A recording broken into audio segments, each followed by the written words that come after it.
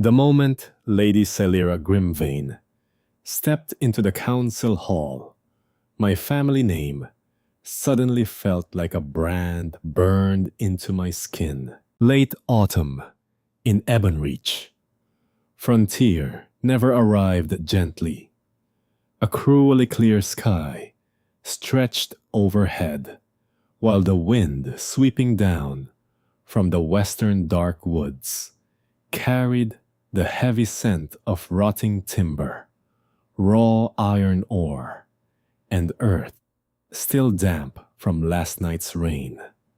Newly widened roads cut deep into the valleys, their fresh gravel gleaming like fresh scars across land the orc clans had protected for generations. We called it progress. They called it slow theft. My name is Callum Voss, second son of one of the most powerful human land-owning houses on the frontier.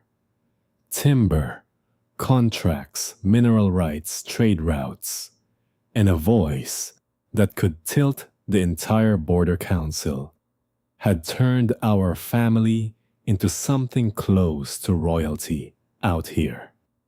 At 30, I stood tall, black hair, cropped close to my skull face, locked in the same neutral mask that made strangers dislike me before I ever spoke.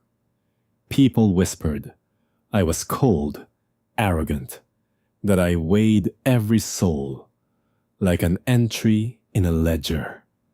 I had heard those accusations so many times, they no longer even pricked. That morning, I rode my black gelding through thick, choking mist to Stonehall. Keep, dark cloak, heavy across my shoulders, leather gloves still smelling faintly of saddle oil. My father, Lord Harlan Voss, lay burning with fever back at the manor, so the duty fell to me. I pushed open the heavy doors of the grand chamber just as the iron bell struck the 9th hour. The room was already packed to bursting. Human landlords clustered on the east benches, orc elders and merchants on the west, a wide, empty strip of stone floor between them, like a silent challenge. No one dared cross. The meeting dragged. Through the usual formalities shipment, tallies, security reports, new mine surveys, each speaker's voice echoing off the high stone walls. Then the chairman cleared his throat and reached the item that had every spine in the room straightening. Proposal 14, he announced, voice flat. Extension of the freight road through Hollow Vale and the low ridges bordering Grimvane clan holdings. The heavy oak doors swung open with a low groan. She entered without hurry, yet the entire chamber seemed to shift its gravity toward her. She stood nearly my height, skin the deep, rich green of moss after rain, black hair bound tightly at her nape, a charcoal cloak draped over practical riding leathers that spoke of long hours in the saddle. Two small, polished tusks curved just beneath her lower lip, sharpening the already fierce, intelligent lines of her face. She was not softly beautiful in the way human poets praised. She was striking in a way that made a man square his shoulders and keep one hand near his sword hilt. Lady Celira Grimvane, eldest daughter of one of the oldest orc bloodlines on the frontier. They said she remembered every boundary stone and ancestral grave better than the council's scribes themselves, and that her tongue could cut deeper than any blade ever forged in the border forges. I watched her walk the central aisle, keeping my expression carefully blank. She spotted me at once. Her gaze hardened, like flint striking steel. She knew exactly who I was, from previous sessions, from portraits hanging in rival halls, from the bitter stories her kin told about House Voss, how we pushed for expanded mining rights, how we meddled in timber routes, how we stayed strategically silent, while others seized disputed acres. When the chairman finally spoke the name, Hollow Vale, the sacred burial ground of her clan, Celira rose in one fluid-controlled motion. That proposal would drive straight through the resting place of our ancestors, she said, voice ringing clear and unyielding through the hall. A human landlord named Braddock offered a thin, condescending smile. Lady Grimvane, what stretch of frontier soil doesn't have bones beneath it? A scattering of low chuckles rose from the human benches. Celira turned on him slowly, eyes flashing like drawn steel in lantern light. True, but not every set of bones earns remembrance through grief and reverence from their descendants. The hall fell into a heavy, uncomfortable silence. Braddock snorted. This concerns regional development, not tribal sentiment. I remained seated, eyes fixed on the map spread before me, but my pulse had quickened. I knew she would assume I was complicit in the insult, whether I spoke or stayed quiet. Interrupting now would shatter the entire session. Staying silent would let the chairman muzzle Braddock. Either choice carried weight. Celira refused to wait for either outcome. You speak of development as if the land is nothing more than cloth, to be cut wider by whoever holds the sharper shears. She continued each word, precise and edged. Clan Grimvane will not yield Hollow Vale. Not today, not tomorrow, not for coin, and not because anyone believes we should simply be reasonable. Her glance flicked toward me, brief, freezing, loaded with centuries of resentment. The chairman cleared his throat again, clearly uneasy. Lord Voss, your opinion on this matter. I lifted my head and met the room's collective stare. My opinion is that the council should not debate measurements on disputed ground until every inheritance record and old boundary charter has been fully verified and cross-checked. Both sides turned toward me at once. Braddock frowned deeply. House Voss co-sponsored the proposal with the merchant consortium, did it not? House Voss submitted an economic assessment. I answered voice level and calm. We did not submit permission to disturb any clan's burial ground. A single heartbeat of stunned silence followed. Celira faltered, just for an instant. She did not trust me, that much was obvious, but she had clearly not expected those words from a Voss. The moment passed too quickly. How courteous, she said, her tone flat and cold as polished stone. A man bearing the Voss name who suddenly remembers old boundaries. Pity that people still die beneath your clean paperwork. All the same. Tension crackled through the chamber, like dry lightning before a storm. The meeting ended far sooner than scheduled. Chairs, scraped back papers, folded with sharp snaps, voices dropped into uneasy murmurs. People glanced at us, as though they had just witnessed two blades, drawn without a single sword ever leaving its sheath. I waited a few minutes before leaving. When I stepped outside onto the stone steps, Silera stood there alone, pulling on her gloves with deliberate force. She turned at the sound of my boots on the granite. Lord Voss, Lady Grimvane. She looked me up and down slowly, making no effort to hide her contempt. The Voss name makes the whole frontier reek of plunder and greed. I tilted my head slightly, studying the way the cold wind tugged at the edges of her cloak.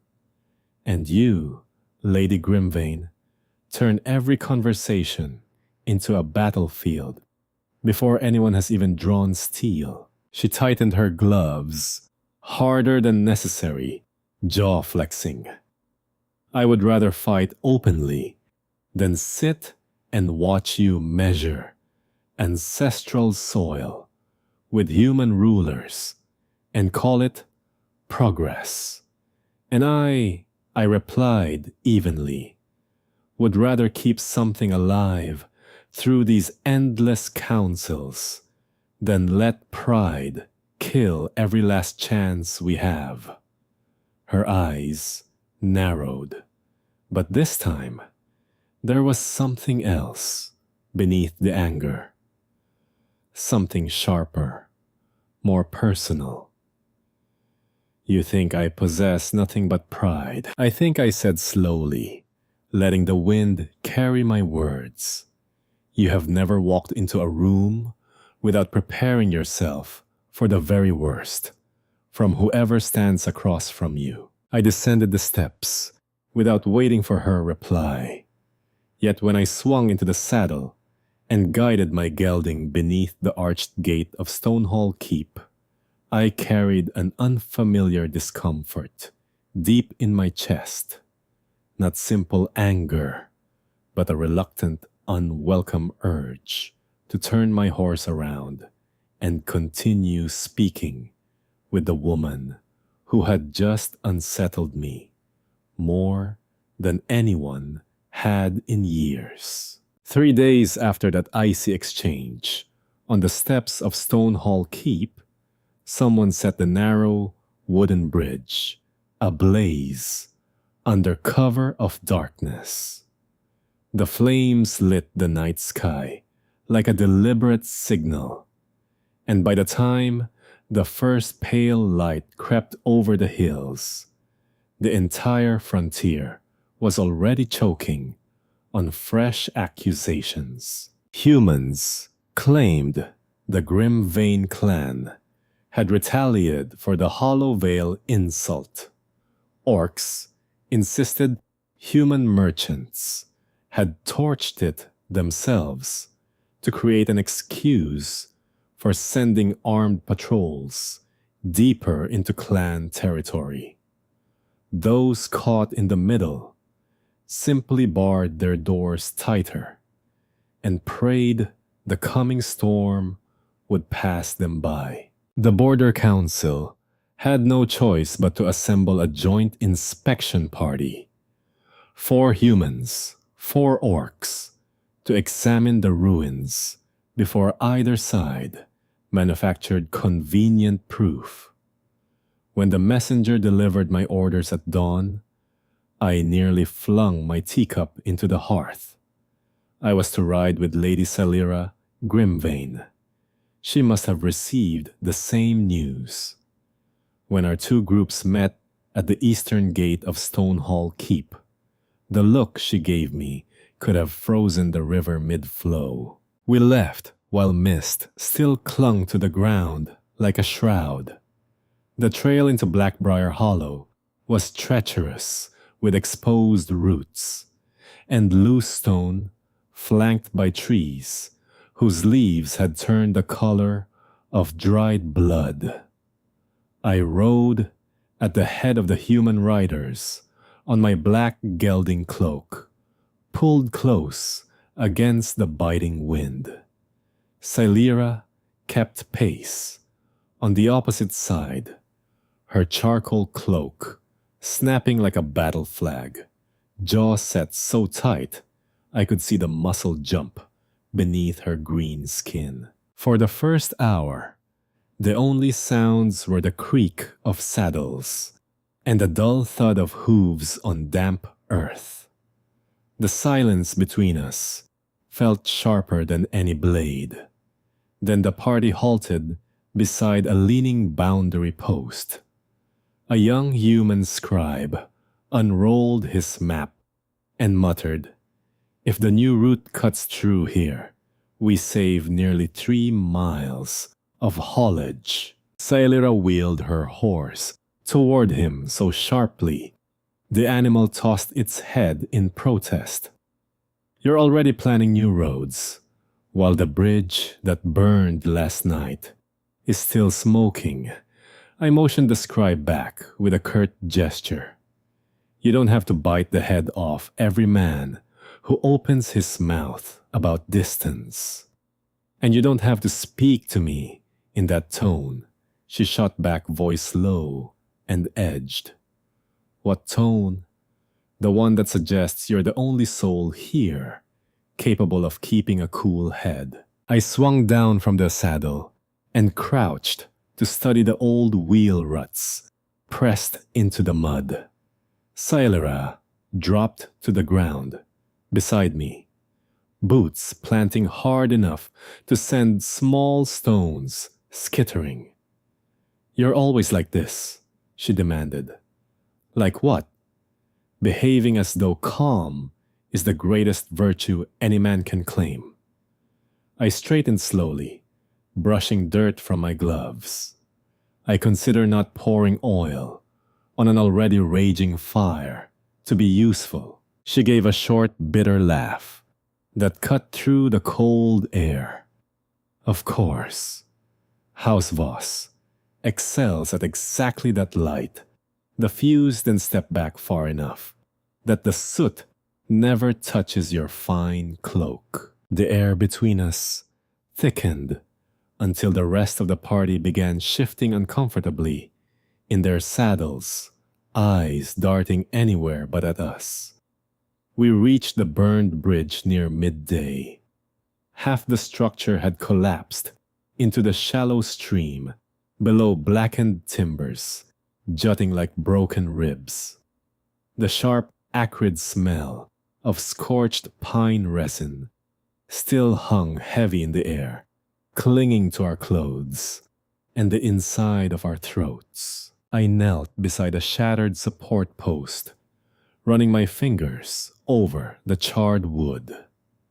Silira studied the ruined ends, her eyes narrowing with focused intensity.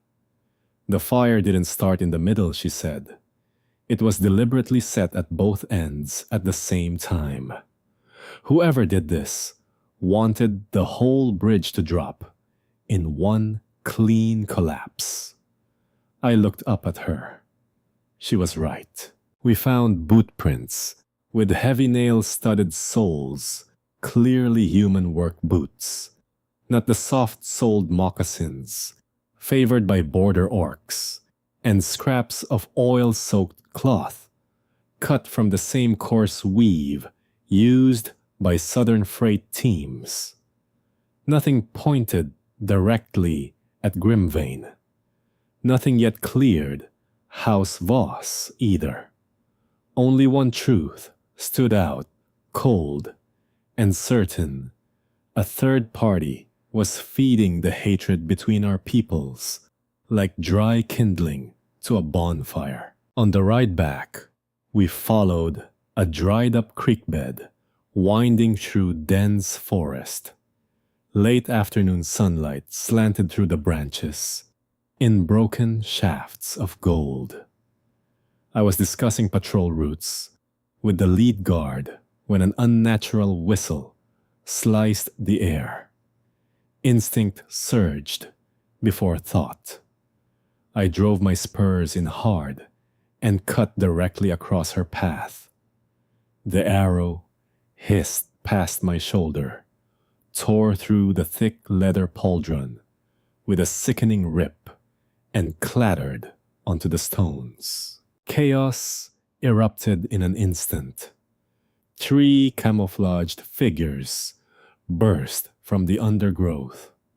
Celira spun off her horse in a blur of motion, dagger already flashing in her hand, and drove it into the first attacker's forearm before he could swing his axe. I snatched a spear from the nearest guard and slammed the butt end into the chest of the man charging straight at her. She fought like a storm, fast, economical, every strike precise, and without waste. I fought like a man who refused to let her die on my watch. In under a minute, all 3 assailants lay on the ground. 1 dead, 2 pinned and cursing through clenched teeth. White-hot pain bloomed across my shoulder. Warm blood seeped beneath my shirt, soaking the fabric and turning cold against my skin in the wind. Celira stepped close, breathing hard but eyes steady and clear. You're hit, not deep. You took that arrow meant for me. You were standing closest. She held my gaze another long beat. My answer was deliberately cool, yet somehow it landed differently this time. Less like armor, more like an admission I hadn't meant to make. Night fell before we could reach Stonehall Keep, so we took shelter at an abandoned border ranger station, a single-story log building with a stone hearth and empty bunk beds that smelled faintly of old pine and dust. The party ate in near silence around the fire. I sat in the far corner, cloak shrugged off one shoulder, while the medic cleaned the wound with rough efficiency. Celira stood by the narrow window, staring into the black forest beyond. Finally, she turned, crossed the room, and spoke to the medic in a tone that left no room for argument. "Let me see it." The medic glanced at me in surprise. I gave a single nod. She knelt beside my chair. Her hands were steady, cool, and surprisingly gentle as she cut away the old bandage, wiped the dried blood, and applied fresh salve with careful fingers. Firelight danced across her face, highlighting the small scar near her left temple and the faint line of tension still etched between her brows. Neither of us spoke while she worked. The only sounds were the crackle of the hearth and the soft rasp of cloth against skin. "You didn't have to do that," she said at last, voice barely above a whisper. "Do what?" "Take the arrow." I leaned back against the rough log wall, eyes on the dancing flames. If you had died out there, every faction hungry for war would have had exactly the spark they needed to set the whole frontier ablaze. She tied the final knot with slightly more pressure than necessary. "That's the council's answer." I glanced sideways at her. "What answer do you want?" Her fingers paused on the bandage. For the first time since we had met, The space between our words held no thorns, no hidden blades, just the quiet weight of something neither of us was ready to name. "I'm not sure yet," she admitted quietly. Outside, the wind moaned through the pines like a distant warning. Inside, the fire crackled softly, and for one brief fragile moment, the woman who had despised my name was simply a person tending a wound she had never asked me to receive. The ambush changed everything. By the next morning, the entire frontier knew 3 hired blades had tried to kill a mixed inspection party. No one believed the burned bridge had been a simple act of spite anymore. Someone was deliberately stoking the fire between humans and orcs, and that someone wanted the flames to consume us all. Our meetings shifted from forced tolerance to grim necessity. At first, we met only to compare notes on the attackers' weapons and boot prints. Soon, those sessions stretched into long candlelit evenings, spent poring over freight manifests, transport permits, hired guard payment records, and every suspicious coin that had changed hands in the past 6 months. We chose places where eavesdroppers would be noticed: the dust-filled warehouse behind the forest market, the half-collapsed stone shrine on the eastern ridge, or the back room of a dwarven inn whose owner despised both nobles and councils with equal passion. The more hours we spent shoulder to shoulder over those tables, the more the truth settled between us. Like unwelcome dust, we had both misjudged each other from the very first glare in the council hall. Salira learned I was not simply the silent, arrogant son of a powerful house. I could read a ledger in minutes, remember every wax seal and marginal note, and I knew precisely where the human system turned rotten from the inside. One night, in the low-beamed back room that smelled of old beeswax and spilled ale, she slid a thick sheaf of papers across the scarred oak table. "This freight convoy passed through Hollow Vale 3 months ago without any approved route," she said, tapping a line with a calloused finger. 2 weeks later, my scouts found boundary markers moved overnight. I studied the wax seal under the lantern light and felt my jaw tighten. "That mark belongs to Victor Kane, your brother-in-law," I nodded once. "Husband to my elder sister. He handles acquisitions and title transfers for my father." Salira leaned back, arms crossed. "So House Voss is even dirtier than I imagined." I rested my back against the rough wall, letting the cool stone seep through my shirt. "You stopped hating me 3 days ago." "I haven't stopped," she answered perfectly level. "I have simply decided you are temporarily useful." The corner of my mouth twitched, almost a smile. Almost. In return, I began to glimpse sides of Salira the council chamber had never shown. One late afternoon, I approached Grimvane Hall by the narrow rear path to avoid curious eyes.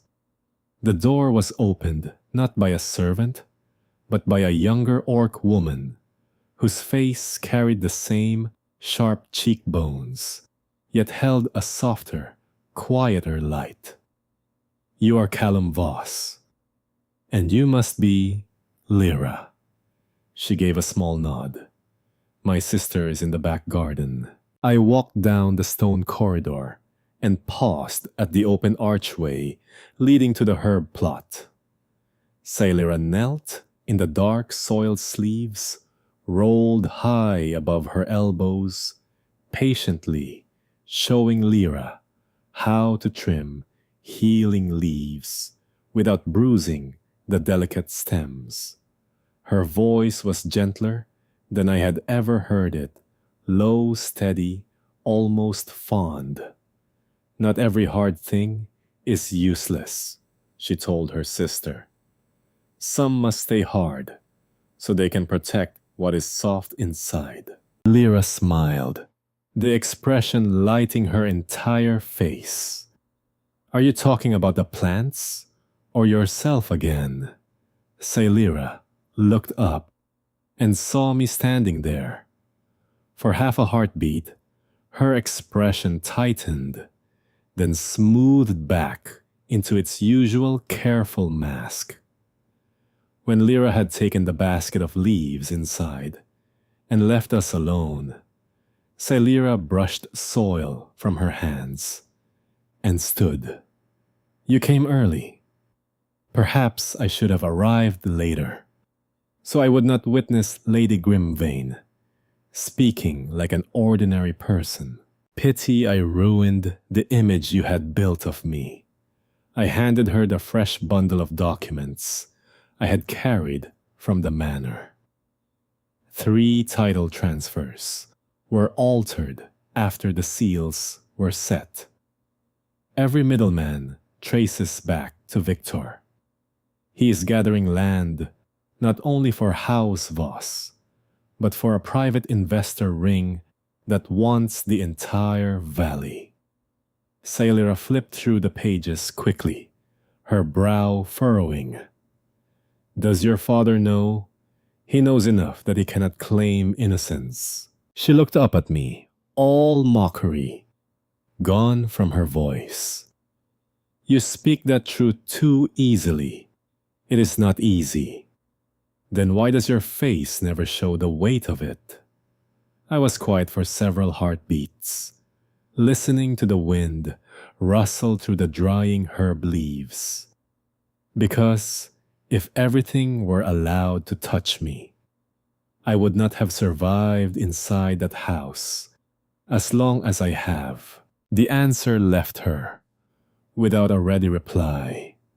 For the first time, she seemed to see that behind my steady mask lay not arrogance, but a long, bone-deep exhaustion that had been hammered into something resembling steel. She told me then why she had refused the advantageous marriage to the chieftain of Northridge. If she had accepted, Lyra would have been the next daughter offered as barter.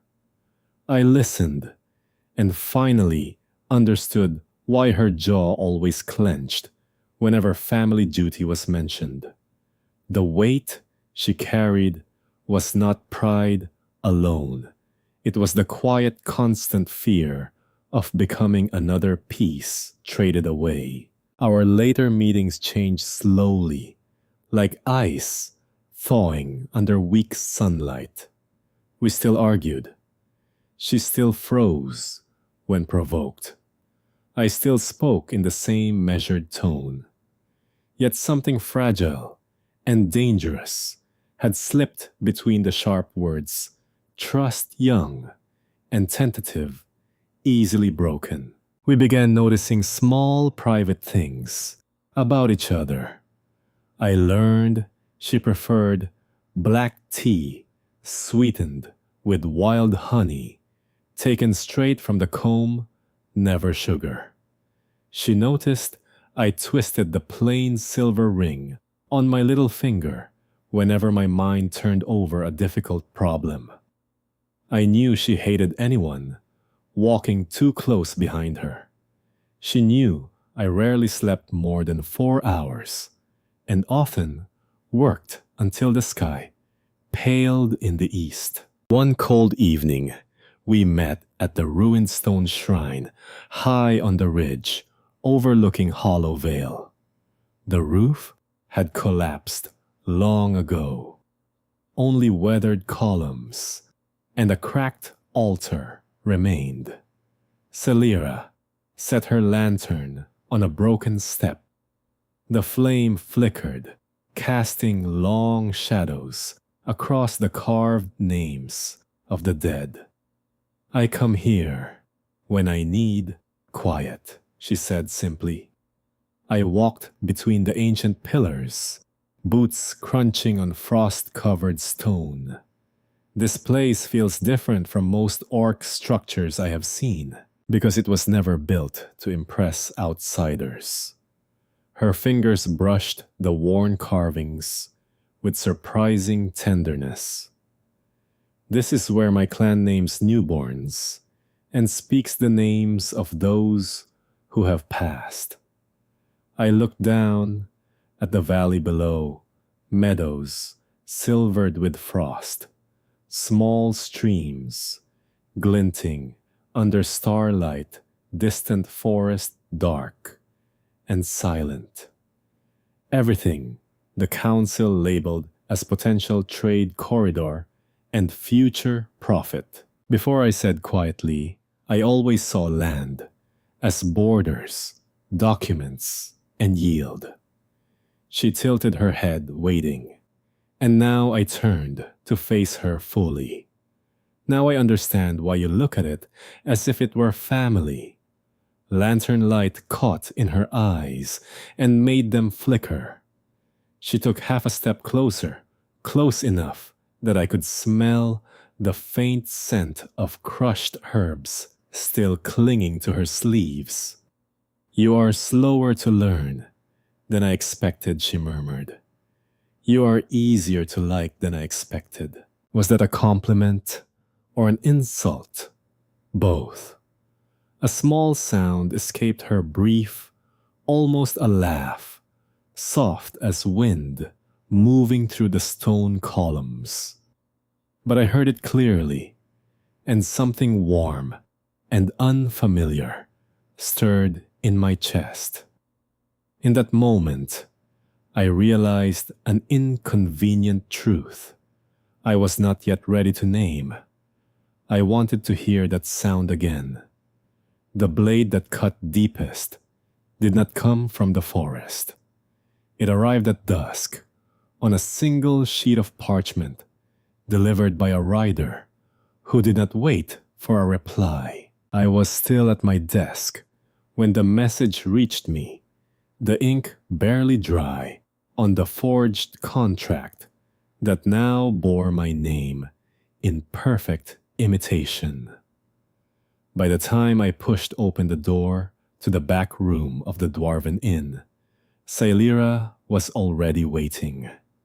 The lantern on the table cast harsh shadows across her face, turning her features into something sharp and unforgiving. She did not waste breath on greetings. She simply hurled the document onto the scarred oak between us. "Explain," she said the single word, colder than the wind outside. I scanned the first page and felt the floor tilt beneath my boots. The wording matched every negotiation we had ever held. The seal looked flawless. Only the signature was a lie, yet it was my name written in the exact slant I used in every council chamber. My stomach twisted. "This is counterfeit. Your name is on it." The signature was traced. Look at the seal under the lantern. The edges are blurred. It is a pressing, not the original stamp. Celira folded her arms, her voice dropping to a dangerous hush. "How convenient. Every piece of evidence that damns you turns out to be false the moment it appears. I stepped closer, the lantern flame flickering between us. You truly believe I would do this? After every night we have spent uncovering the truth together, what am I supposed to believe? Her words came out like a whip.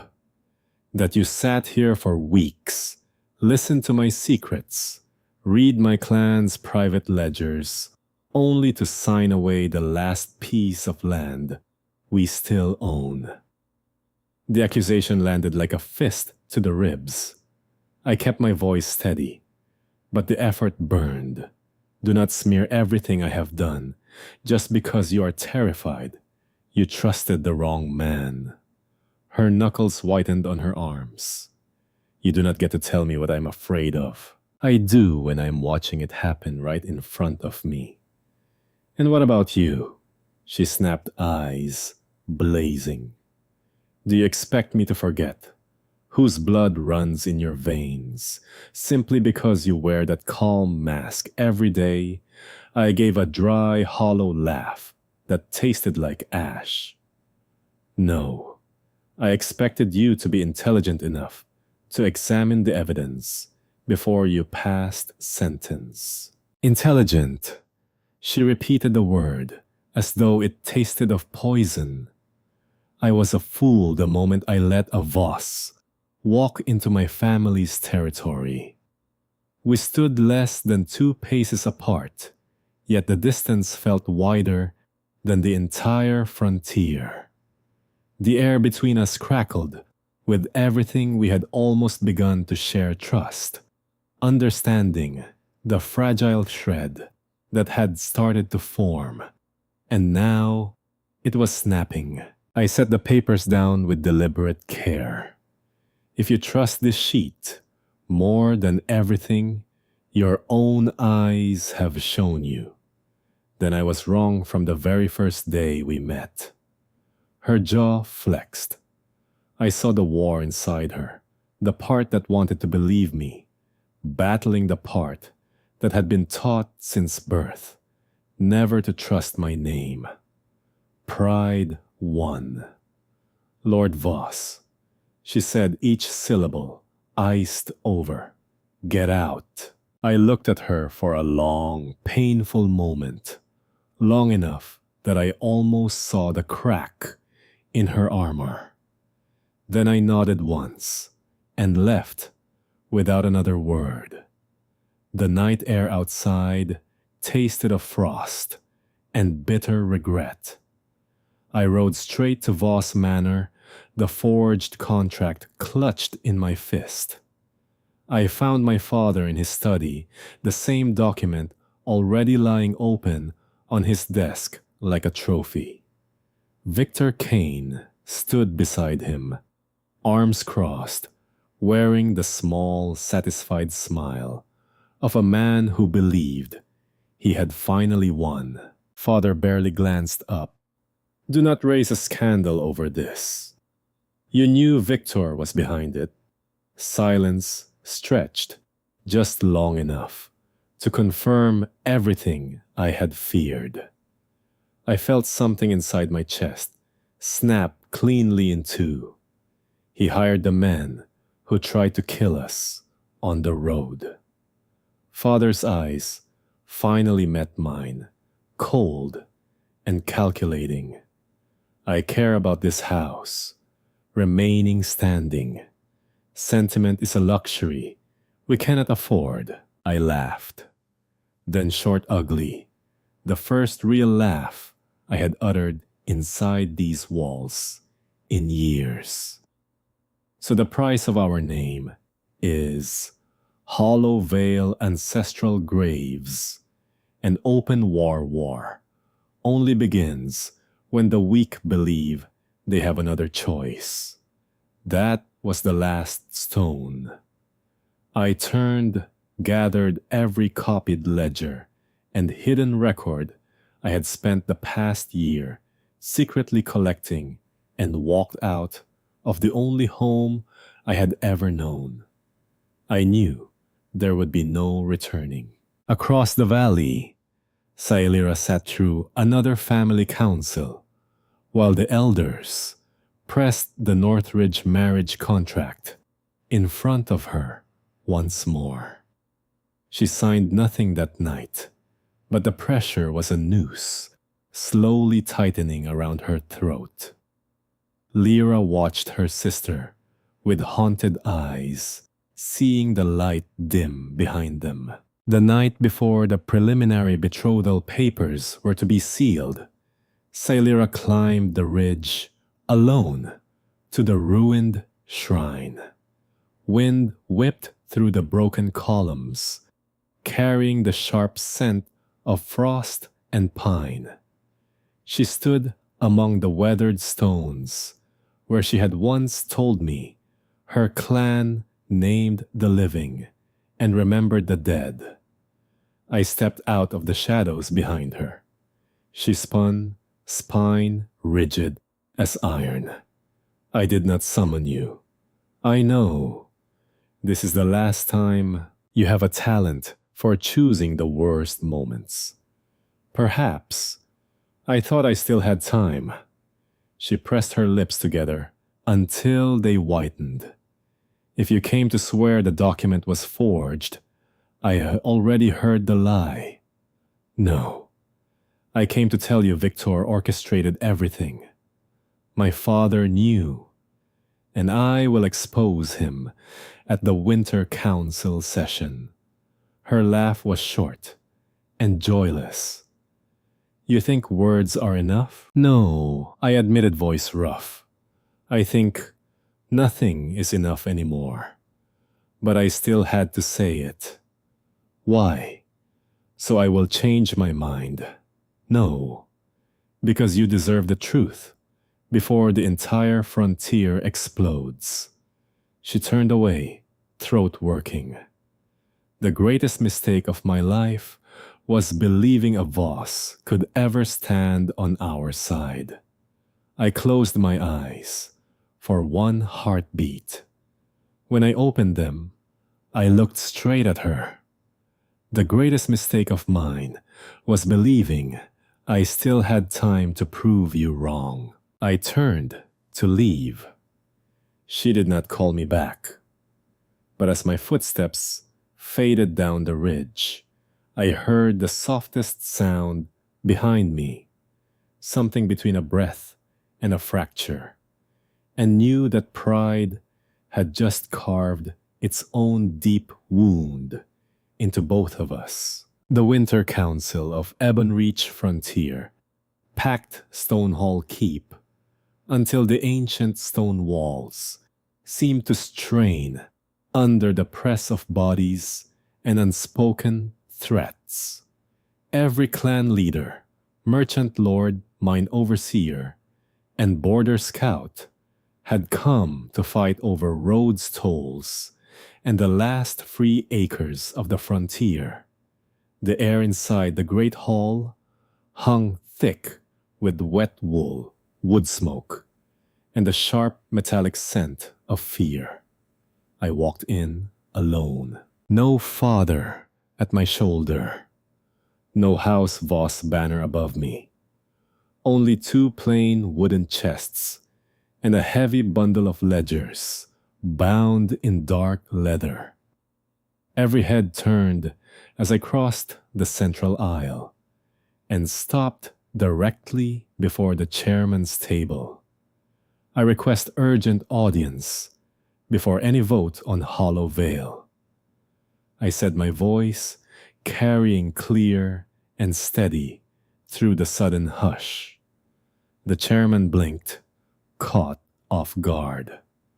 Lord Voss. Not Lord Voss today, I cut in. Today, I speak as a witness against fraud, bribery, and attempted murder. The hall erupted. Victor Kane shot to his feet, face flushed purple with rage. My father rose more slowly, eyes narrowing to cold slits. I did not look at either of them. My gaze went straight across the room to the Grimvane benches, where Sailira sat motionless, hands hidden beneath the table's edge. I opened the first chest and began laying out proof like blades on a butcher's block. These are the original freight contracts, altered after the seals were set. Every middleman leads back to Victor Kane. I held up the next sheaf. These are the payments made to the 3 men who ambushed our inspection party, recorded in Victor's private ledger. Another document. These are the forged title transfers that would have stripped Clan Grimvain of Hollow Vale and handed it to a shadow investor ring. Each paper landed with a soft thud that echoed like hammer strikes. The hall dissolved into shouting chairs, scraping back fingers, jabbing accusations across the aisle. Victor tried to roar over the noise, but the old council scribe had already seized the first ledger with trembling hands and begun comparing seals under the lantern light. My father's voice sliced through the chaos, cold and final. You are destroying your own house. I met his eyes across the distance for the first time. No, I am refusing to keep carrying it on my back. The words fell between us like a severed rope. Then Sailira stood. No one had called on her yet. The moment she rose, the noise shrank, as if someone had slammed the door. Her voice rang out steady and edged with steel that had been tempered by years of quiet endurance. Clan Grimvain will not sign the Northridge marriage contract to purchase safety built on fear. We will not surrender Hollow Vale to soothe the greed of men who believe ancestral ground can be measured in gold and signed away on paper. A senior orc elder surged upright, voice booming. Sailira. She turned on him without flinching. I have worn the name Grimvain like armor since I was a child. Today I choose to stop letting it chain me or my sister. Behind her, Lyra rose as well, small but unflinching. I stand with my sister. The silence that followed was deeper than any I had ever heard in that hall. The Winter Council did not end with the chairman's gavel. It ended in raw chaos, shouting accusations, the slow grinding collapse of a web of lies that had grown too large and too rotten to hide any longer. By the time the last angry voices faded into the night, dusk had bled the sky, the color of old iron. I climbed the eastern hill alone and stood where the wind swept clean across the frozen grass. Below me, Hollow Vale lay quiet under a thin veil of new snow. The burial mounds, nothing more than gentle swells in the fading light. Footsteps approached from behind, deliberate and unhurried. Sailira stopped several paces away. Snow dusted the shoulders of her dark cloak. You always arrive first, she said. Not always soon enough. She exhaled breath misting in the cold. Those ledgers. How long had you been gathering them? More than a year. And you planned to stay silent how much longer? I turned to face her fully, until I was certain I could tear the whole thing down at once. Her lips pressed together. You should have told me. I should have. You should have trusted me enough to speak. I held her gaze without looking away, and you should have trusted me enough to ask one more question before you condemned me. A short, bitter laugh escaped her, but this time it carried no poison. So we are even. Both of us were terrible, utterly. She took one slow step closer. I hated your name before I ever knew the man who carried it. I gave a small nod, and I thought you lived only to start wars before I understood what you were truly fighting to protect. We were awful when we first met. Perhaps. The corner of her mouth curved, just barely. Perhaps all right. Definitely. That time, her laugh came clear and bright against the cold wind, soft but real, and it settled somewhere deep in my chest, like warmth after a long winter. Then she reached out first. Her hand closed around mine. My fingers were numb from the frost, yet I gripped back hard, grounding myself in the simple fact that she was here. Your pride is infuriating, she murmured. Yours is worse. Yet here you are, and here you are. Our eyes locked. No council chamber. No houses demanding loyalty. No duties left to weigh us down. Only two people who had seen the ugliest parts of each other and still chosen to stay. I lifted my other hand and brushed my thumb along her cheek, giving her every chance to pull away. She did not. The first kiss tasted of winter air and relief, cold at the edges, then warm, then fierce, like a fire finally allowed to burn after being smothered for too long. When we broke apart, her forehead rested against mine, her breath mingling with my own. You know this will not be easy, she whispered. Nothing with you ever has been. She smiled against my skin. True, but I no longer have to fight alone. Neither do I.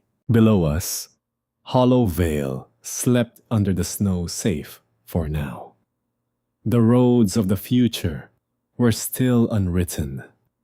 Grimvane elders would rage for weeks. House Voss would exact its price in whispers and threats. Victor was not yet broken. The council would scramble to patch its cracked face with new deals and careful lies. But for the first time in both our lives, we stood outside the lines others had drawn for us. We had chosen each other, and for two people who had spent their lives as tools of their own bloodlines, the simple right to choose was already a greater love than any promise ever spoken.